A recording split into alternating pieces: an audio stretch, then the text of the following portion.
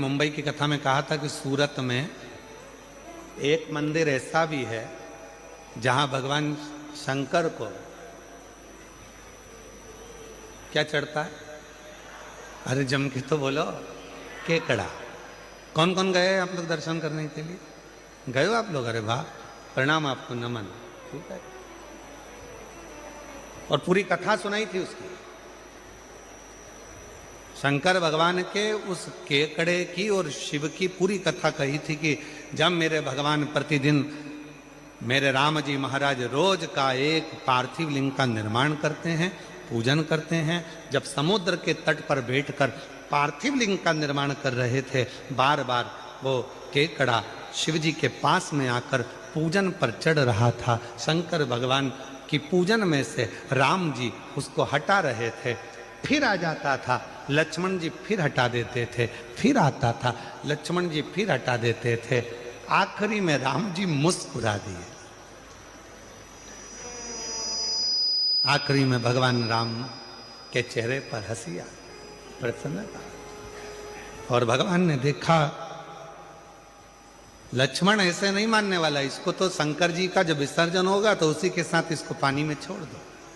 जो शंकर जी के विसर्जन में पानी में छोड़ा तो राम जी ने कहा, तेरी भक्ति शिव के प्रति है, जा समुद्र के तट पर तू शंकर की आराधना करेगा और शिव तेरी भक्ति से प्रसन्न हो जाएगा।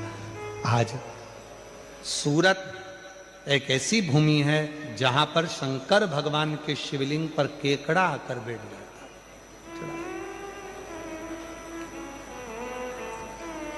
पूरी दुनिया में ऐसा कोई मंदिर नहीं है, भारत की भूमि पर या पूरे विश्व में, केवल एक सूरत में। सूरत। अब जरा विचार करो, जो केकड़े को चढ़ाने पर भी केकड़े का उद्धार कर देता है, तो कोई चाहे 2 कौड़ी का हो चाहे करोड़ों का हो, वो सब करोड़पति का भी उद्धार कर देता है और 2 कौड़ी का भी उद्धार, सबका। छोटू भाई, कभी कभी इतने अच्छे अच्छे मंदिरों को देखकर, जो उस नगर में रहता ना, उनको देख देख के हमको जलन होती है। काय मिश्रा जी, ठीक है, कभी कभी अंदर से जलन होती है। बताओ, इतने अच्छे, कहां शंकर का वो स्थान कि केकड़ा भी चढ़े तो उद्धार,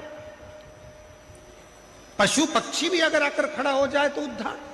ऐसा शिवलिंग सूरत नगर में, ऐसा शिवलिंग। तो कभी कभी मन में आता है, कितनी कृपा सूरत वासियों पर मेरे भोलेनाथ ने कर रखी है कि भगवान शंकर की कृपा आप सब पर बनी हुई है, जो इतने नजदीक में रहकर शिव की इतनी आराधना करते, साधना करते। और हो सकता है कोई पिछले जन्म के अच्छे कर्म मुझे बाबा तेरा, कोई पिछले जन्म के अच्छे कर्म मुझे बाबा तेरा, जहाँ सारी दुनिया झुकती है, जहाँ सारी दुनिया झुकती है, मुझे वो आली दरबार मिला, दरबार। कोई पिछले जन्म के अच्छे कर्म मुझे बाबा तेरा साथ मिला। कोई पूर्व का अच्छा कर्म होगा जिसके कारणवश भगवान शंकर ने कृपा करी, शिव जी ने करुणा करी, शिव ने दया करी।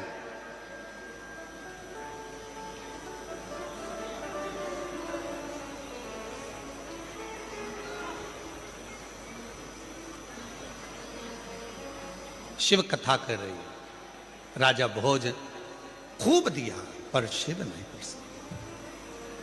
बैठ गया आज राजा भोज। सूचना मिल गई राजा भोज को कि सेना तैयार होकर चल दी है और 14 प्रदेश की सेना राजा भोज के ऊपर आक्रमण करने वाली है और करोड़ों सैनिक उनके साथ में है। राजा भोज बैठा था, एकांत में, मन लग नहीं रहा था। जब व्यक्ति कोई फालतू बैठा होता है, कोई काम नहीं होता है, हमने देखा है कई लोगों को, अगर किन्हीं के गले में माला पहना दो और माला पहना दी। और अगर मालूम पड़े बहुत सारा लेक्चर चल रहा है और कोई व्यक्ति का मन नहीं लग रहा तो क्या करता है, माला में से फूल तोड़ता रहेगा, बैठा बैठा पत्ती तोड़ेगा, फूल तोड़ेगा, माला तोड़ेगा, धीरे धीरे धीरे धीरे, कहीं पत्ती तोड़ेगा, कहीं फूल तोड़, उसका मन वो फूल में वो समय लगाने का प्रयास कर फूल। अब राजा भोज ने क्या करा, एकांत में बैठा था, चित्त लग नहीं रहा था, मन लग नहीं रहा था, तो राजा भोज ने क्या करा, मट्टी का ढेला उठाकर एकत्रित करा और मट्टी के ढेले को एकत्रित करा। और मट्टी के ढेले को एकत्रित जैसे ही करा, राजा भोज को लगा ये मट्टी इकट्ठी करते करते मुझे ऐसा लग रहा है जैसे शंकर का शिवलिंग बन गया हो। पर मैंने तो इतनी शिव की आराधना करी है, जिसने जैसा कहा मैंने शंकर की वैसी आराधना करी, तो भी शिव प्रसन्न नहीं होते हैं। और राजा भोज की आंख में से आंसू उस मिट्टी के ढेले पर गिर गया। मिट्टी के ढेले पर वो आंख का आंसू गिरा।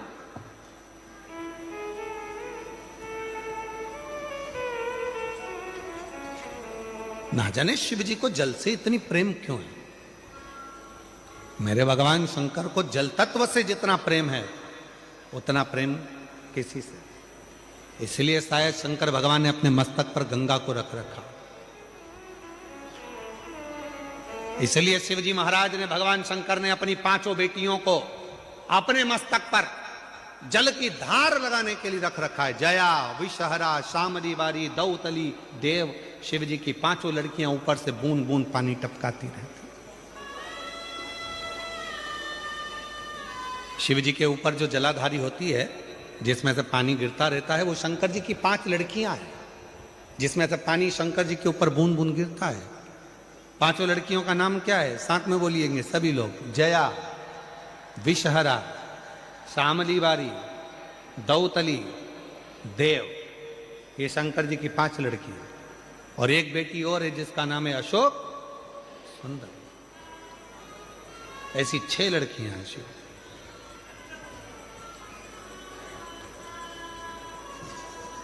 जल की इतनी प्रधानता है शिव।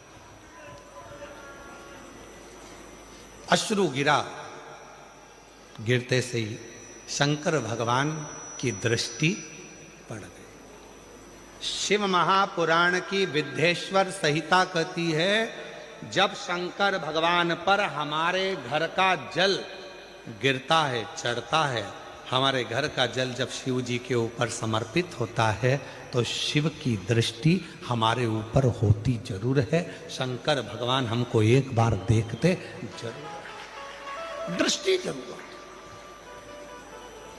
जिसमें प्रत्येक घर से एक बेलपत्र का पौधा पूरे विश्व में लोग लगा रहे हैं और उस पौधे को रोपित कर रहे हैं उस शिवरात्रि के दिन। कहते हैं शिवरात्रि के दिन लगाया गया पौधा हमारे घर का वंश बढ़ाता है। इसलिए महाशिवरात्रि के दिन इस ग्रीन शिवरात्रि को मनाएंगे आप और हम सब, और वृक्षारोपण कर कर पूरी पृथ्वी को हरा भरा करेंगे। और जो 12 महीने शिवरात्रि आती है, उस 12 महीने की शिवरात्रि पर उस वृक्ष को जल अवश्य चढ़ाएंगे, जिससे हमारे 12 महीने बाबा देवादिदेव महादेव की शरण में निकले और हमारा जीवन सार्थक हो। शिव तत्व कह रहा है, राजा भोज की कथा कह रहे हैं। महाराज, मिट्टी के ढेले पर अश्रु गिर गया, राजा भोज समझ नहीं पाए, ध्यान नहीं गया, बस दुखी थे अंदर से, नैनों से नीर बह रहा था, आंखों में से आंसू निकल रहे थे। और जब नैनों में से नीर बह रहा है, वो अश्रु जब मिट्टी के ढेले पर गिरे, तभी मेरे भगवान शिव का ध्यान गया। कई लोग कहते हैं गुरुजी शंकर भगवान पे हम जल चढ़ाते हैं और आप कहते हो शिव जी हमारे मन की बात सुनते हैं, तो केवल जल चढ़ाने से बाबा भोलेनाथ मन की बात कैसे सुन लेते?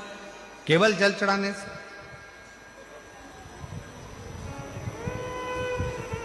शिव महापुराण की विद्येश्वर संहिता में वर्णन आता है कि जब हम भगवान शंकर को जल जैसे ही चढ़ाते, जैसे कोई व्यक्ति बेसुद्ध है, उसकी शुद्धता नहीं है, और हमने जैसे ही जल का छींटा दिया उसकी आंखें खुली और उन्होंने देखा, उसी तरह जब हम अपने घर का जल एक लोटा लेकर जाते हैं और शंकर भगवान को जब समर्पित करते हैं तो एकदम भगवान शिव का ध्यान हमारी ओर जाता है, और हम कैसे भी जीव हों तो भी भगवान देवाधिदेव ने एक वृद्ध बूढ़े का रूप रखा, और बूढ़े का रूप रखकर इंद्रदेव पहुंच गए। तुरंत राजा भोज के यहाँ, राजा भोज एकांत में बैठे हुए थे, आंखों से आंसू बह रहा था, मिट्टी का ढेला था। जैसे ही पहुंचे, पहुंचते से राजा भोज को इंद्रदेव ने देखा, और इंद्रदेव को देखकर तुरंत इंद्रदेव ने राजा भोज को देखा तो राजा भोज की दृष्टि जैसे ही गई, कोई बूढ़ा है, मस्तक पर तिलक लगा है, कंधे पर यज्ञोपवीत पड़ा है, हाथ में एक लकुटी डंडा पकड़ा हुआ है। पूछा, ए बाबा कौन हो? राजा भोज पूछ रहा है कि तुम कौन हो? आ जाओ, आ जाइए। राजा भोज पूछ रहा है तुम कौन हो?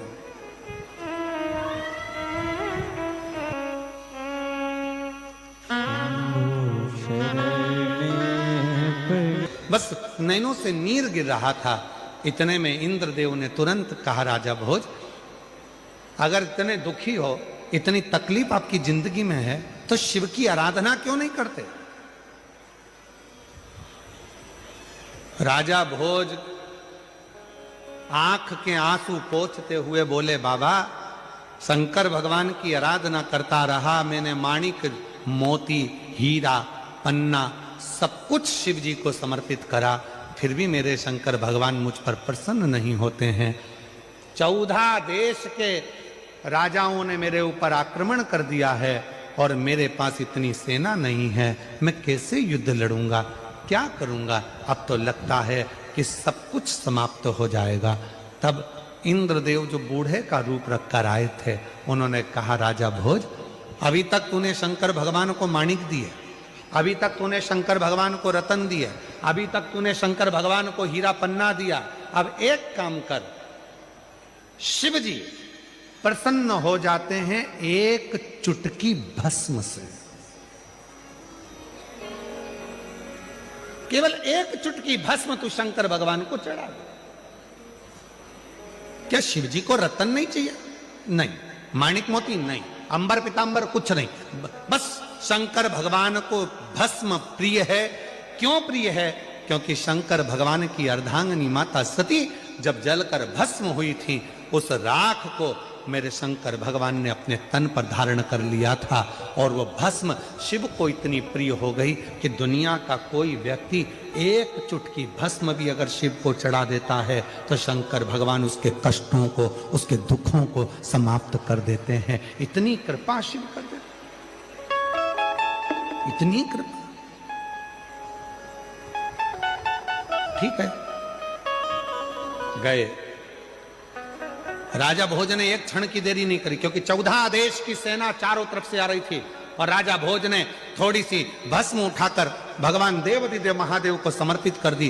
भस्म चढ़ी, राजा ने अपने शरीर पर 11 स्थानों पर भस्म को लगा लिया, और वो भस्म लगाकर राजा भोज जब तलवार लेकर अपनी सेना को साथ लेकर चारों तरफ राज्य में जब खड़ा हो गया, शिव की ऐसी कृपा हुई कि जहां जहां मस्तक पर लगी हुई भस्म का कण गिर रहा था, जो सेना आ रही थी उसका पांव आगे बढ़ ही नहीं पा रहा था। जो सेना आ रही है उसका पांव ही नहीं बढ़ पा रहा, वो सेना आगे ही नहीं बढ़ पा रही। 14 देश के राजा, शिव महापुराण की कथा चल रही थी, कथा उसके कानों में पड़ी। जैसे ही महादेव का नाम लिया गया, हर हर महादेव कहा गया, बोलते से ही देवराज के सिर में दर्द हो रहा था, बाहर निकल गया। बेलपत्र के वृक्ष की छांव में बेलपत्र के वृक्ष की छांव में उसने अपने प्राणों को त्याग दिए। और जैसे ही प्राण त्यागे, मेरे ओघड़दानी उसको नंदी पर बिठाकर ले जा रहे हैं। देवराज ने प्रश्न कर दिया कि मेरे जैसा पापी, जिसने ना कभी भजन करा, ना संकीर्तन करा, ना कीर्तन करा, ना मंदिर में जल चढ़ाया, ना कभी मंदिर में दीप जलाया, ना कभी मंदिर में आराधना करी, ना मंदिर में कभी साधना करी, ना मैंने कोई मंत्र पढ़ा, ना वेद पढ़ा, ना शास्त्र पढ़ा, और मेरे जैसे पापी का उद्धार आपने कर दिया। ऐसा मैंने करा क्या? तब भगवान देवाधिदेव महादेव ने डमरू का नाद कर कर कहा, देवराज तूने कुछ नहीं करा, पर तेरी माता मंदिर जाती थी, जल चढ़ाती थी, और जब घर आती थी उसके शरीर में, उसके कपड़ों में, उसके शरीर में मंदिर की मिट्टी, मंदिर की रज, मंदिर का जल उसके शरीर में लग जाता था। और वो जब घर आती थी, वो रज उसके घर में चारों तरफ फैल जाती थी। उस रज के छूने से तेरी बुद्धि सही हो गई, और तू चोरी का धन लेकर भी शंकर के मंदिर में चले गया, और वहां तेरा उद्धार हो गया। वो रज में इतनी महत्व था, वो रज में इतनी महत्व था। वो रज कोई साधारण है क्या? इधर का हमको नहीं मालूम गुजरात का, पर हमारे मध्य प्रदेश में एक नियम है, नाथ नहीं गए, हम केदारनाथ नहीं गए, हम अमरनाथ नहीं गए, हम सोमनाथ नहीं गए, हम द्वारका नहीं गए, हम रामेश्वरम नहीं गए, हम जगन्नाथ नहीं गए, पर जो होकर आया है उसके कपड़े में जो रज लगी होगी वो मंदिर की ही तो रज होगी। जब हमारे शरीर से लगेगी तो हम जैसे जीवों का भी कल्याण कर देगी, इसलिए उस रज को लगा, रज को लगा।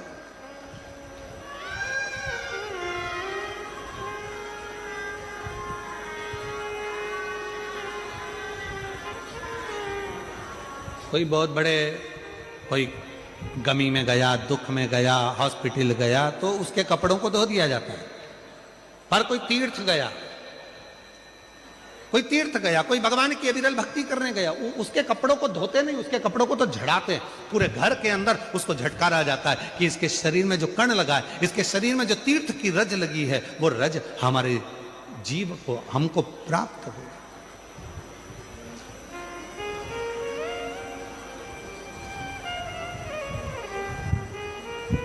की मिट्टी क्या है? शंकर भगवान के कंकर शंकर की मिट्टी। आखिर उस मिट्टी में ऐसा क्या हो जाता, क्या हो जाता?